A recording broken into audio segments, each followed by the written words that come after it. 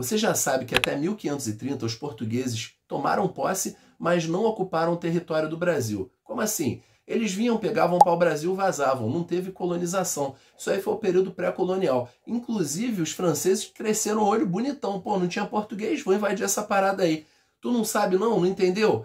Volta lá que tem vídeo falando disso, vai entender. Só que aí é o seguinte, os portugueses começaram a ver que o comércio de especiarias lá no Oriente estava diminuindo o fluxo. E eles pensaram, precisamos diversificar a nossa renda e garantir que ninguém invada aquela nossa colônia lá do Brasil. Vamos povoar, desenvolver a economia, implantar o povoamento. E aí tudo começou. O meu nome é Edson e fica aí que eu vou te explicar como é que foi construída a primeira vila, o sistema de capitanias, o governo geral e o nascimento de fato do Brasil. Portugal já tinha utilizado o sistema de capitanias na Ilha da Madeira, em Açores, colônias suas na África. Então pensou, se deu certo lá, pode dar certo no Brasil. Afinal de contas, Pero Vaz de Caminha e todos que lá foram relataram que, embora não tenham encontrado metais, o solo parece ser muito fértil. Então dá para plantar qualquer coisa. Esse solo talvez seja o ideal para plantar cana-de-açúcar e explorar o comércio do açúcar. É óbvio, ganhar muito dinheiro com isso. Mas o território do Brasil era muito maior do que da Ilha da Madeira e de Açores. Então, as capitanias deveriam ser divididas, não dava para ser uma só. E o litoral brasileiro foi sendo recortado, fatiado em 15 capitanias. Essas 15 capitanias foram divididas entre 12 donatários, ou seja, os caras que receberam os direitos de explorá-las. Porque alguns receberam mais que uma e teve capitania que ninguém recebeu. Agora, o que era uma capitania e qual o papel do donatário? Bom, a capitania, como eu disse, era um pedaço de terra gigantesco e, na prática, aqui no Brasil, muito maior do que Portugal, que era recebido por algum nobre português para administrá-lo. É óbvio que ele tinha o direito de administrar, de explorar e de ganhar dinheiro ali, mas ele também tinha deveres. Tudo isso era determinado pela carta de doação e foral que o rei dava a esse cara. Parece muito bom você receber um território muitas vezes maior do que o reino de onde você vem. Nossa, eu vou ficar rico, vou arrebentar a boca do balão. Mas olha só, como eu disse, a carta de doação e foral, ela dá direitos e, obviamente, deveres. Você pode explorar a economia daquele lugar, cobrar imposto, manter a justiça? Sim, esse é o seu direito. Só que qual é o problema? Antes de fazer tudo isso, você está sendo mandado para o outro lado do Oceano Atlântico. Vamos lembrar que já era uma viagem muito perigosa e era comum navios se perderem, naufragarem, parte da expedição que vinha não chegar. Então, muito fácil o cara sair de Portugal e nem chegar na capitania. Isso já era um risco. Mas beleza, saiu, chegou. O que ele encontrou quando chegou aqui? Ele encontrou a praia, encontrou Mata Atlântica e dentro da Mata Atlântica, bom, os animais e os nativos, que nem sempre eram amigáveis.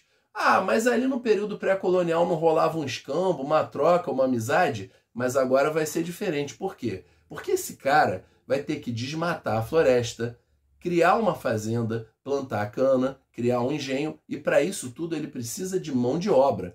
Mão de obra de onde? Ele trouxe de Portugal? Pode até ter trazido uma meia dúzia de pessoas, mas naquela época a agricultura não era mecanizada, então ele precisava de muita mão de obra. Sabe o que a coroa portuguesa pensou? O que tem de mão de obra de sobra? Os nativos. Como? Vou pagar salário? Não, os indígenas não queriam salário, então vou fazer o quê? Vou escravizá-los. Os indígenas aceitaram isso muito bem, não foi?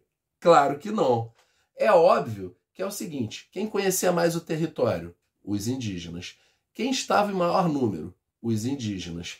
Vamos pensar o seguinte, eu vou lá, invado a tua casa, quebro tudo, te obrigo a trabalhar, tu vai ficar feliz? Não.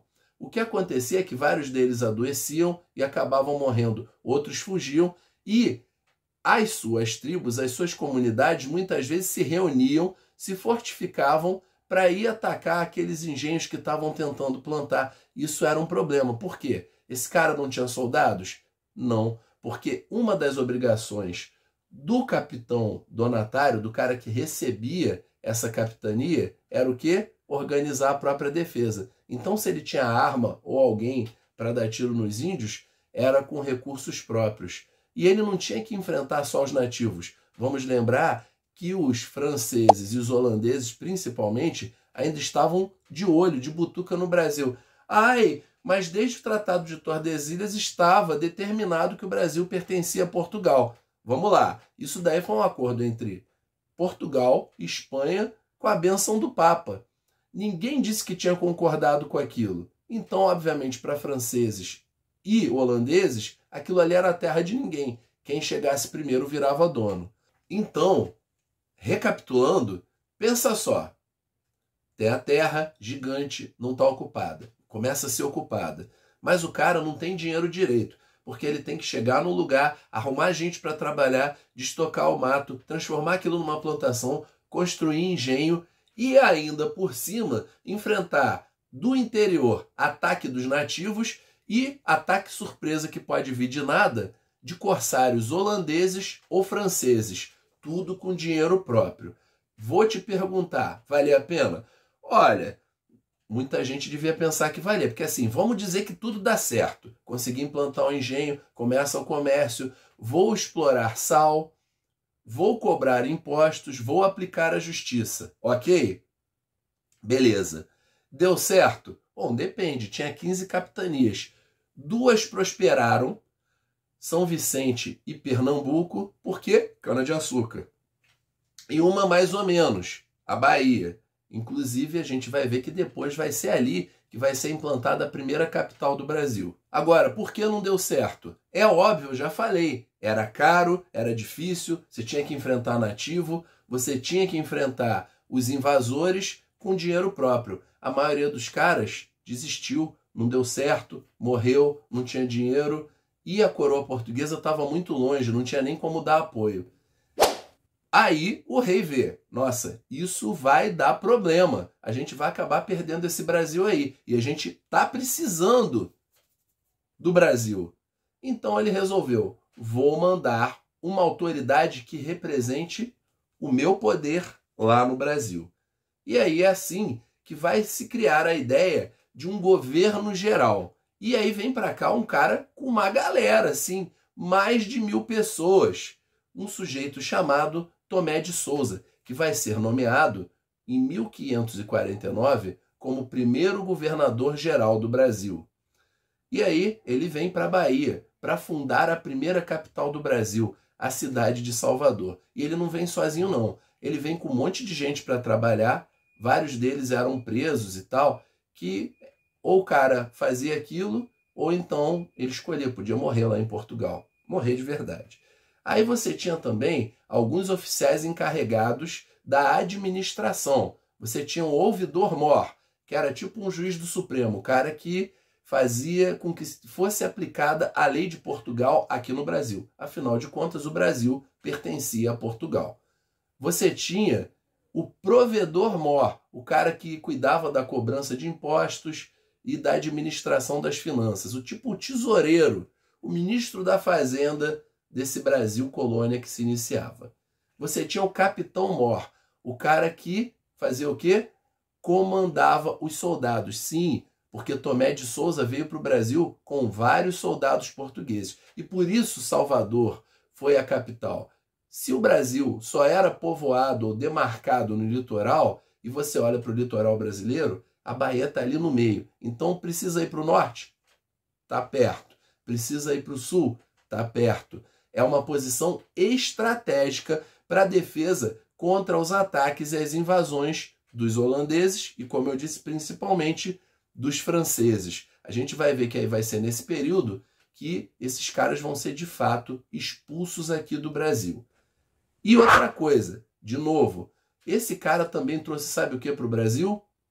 Gado. Então vai se iniciar um processo de desenvolvimento da pecuária no interior, fora das regiões onde se produzia o açúcar. É óbvio que ele também começa a investir na implantação de vários engenhos, o que estimula a economia, e traz para cá, olha só, os jesuítas, para promover a catequização dos nativos. Mas e a mão de obra? eles viram que estava muito desafiador usar a mão de obra indígena como escravizados. Então, começaram a explorar o tráfico transatlântico de pessoas escravizadas lá no continente africano. Isso daí vai criar uma economia integrada, desenvolvendo aqui o famoso comércio triangular. Saía um navio de Portugal com alguns produtos manufaturados, chegava na África, trocava esses produtos por pessoas escravizadas, trazia elas aqui para o Brasil e trocava pelo quê? Açúcar, principalmente, e tabaco. Voltava para a Europa e vendia isso a altos preços. Comércio triangular, 3 pontas. Europa, África, Brasil. Lisboa, vários lugares da África, aí principalmente ali na costa ocidental, Angola e, óbvio, Brasil. Beleza. Então, assim a economia colonial acabou prosperando. E aí a gente vai se perguntar, deu certo? As capitanias por si só, a gente viu que não deu muito certo, porque a maioria delas não prosperou. Mas quando chegou o governo geral, ele colocou ordem na casa e fez o negócio funcionar. Infelizmente, às custas da exploração dos nativos e, em muito maior medida, daqueles que vieram da África. Então, para fazer um balanço final desse período de implantação de capitanias e depois do governo geral, para resolver a confusão, é que o governo geral foi crucial, essencial para o processo de colonização e desenvolvimento econômico do Brasil naqueles primeiros anos e para o que o Brasil depois viria a ser. Aí é o seguinte, você gostou? Dá aquele like. Não gostou? Dá dislike, comenta, fala por quê. A gente tem que melhorar. Compartilha, segue o canal. E peraí, eu tenho uma coisa para te perguntar. Você prefere caldo de cana puro ou com limão?